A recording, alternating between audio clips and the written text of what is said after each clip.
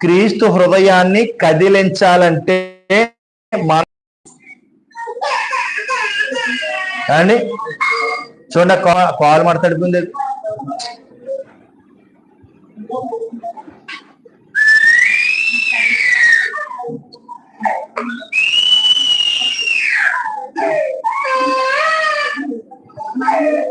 క్రీస్తు హృదయాన్ని కదిలించాలంటే మనకి ఏముండాలి? అందరికి బయట తీసుకెళ్ళామా? బయట తీసుకెళ్ళి అటు ఇటు తిప్పి లేకపోతే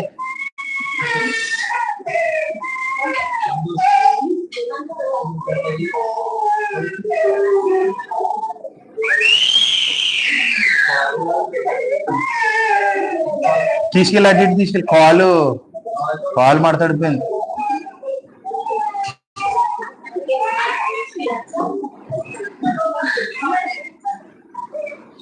ఏమండి ప్రియమైన దేవుని వలన క్రీస్తు హృదయాన్ని కదిలించాలంటే మనకి ఏముండాలి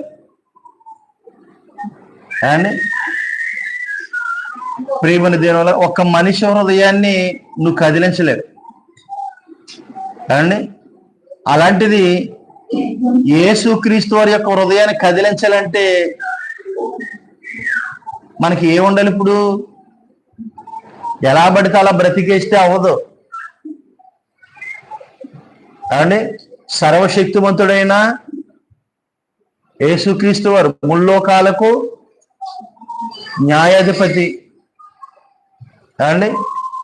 అలాంటి పరలోకమందున్న తండ్రిని యేసుక్రీస్తు వారు నిజంగా తన కుమారుణ్ణి తన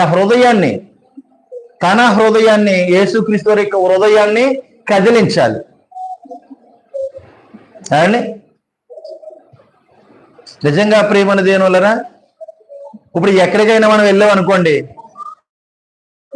ఎక్కడికైనా వెళ్తే నీకు అవతల వ్యక్తి ద్వారాగా నీకేం రావాలి? అవతల వ్యక్తి ద్వారాగా నీకేం రావాలి? అవతల వ్యక్తి నీ హృదయాన్ని అతని హృదయాన్ని గెలవాలంటే అక్కడ నువ్వేం మాట్లాడాలి?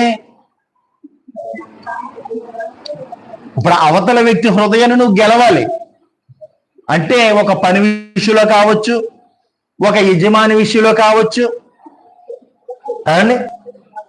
ఇప్పుడు పనికి వెళ్తున్నారు, విదేశాలు పనికి వెళ్తుంటే జీతం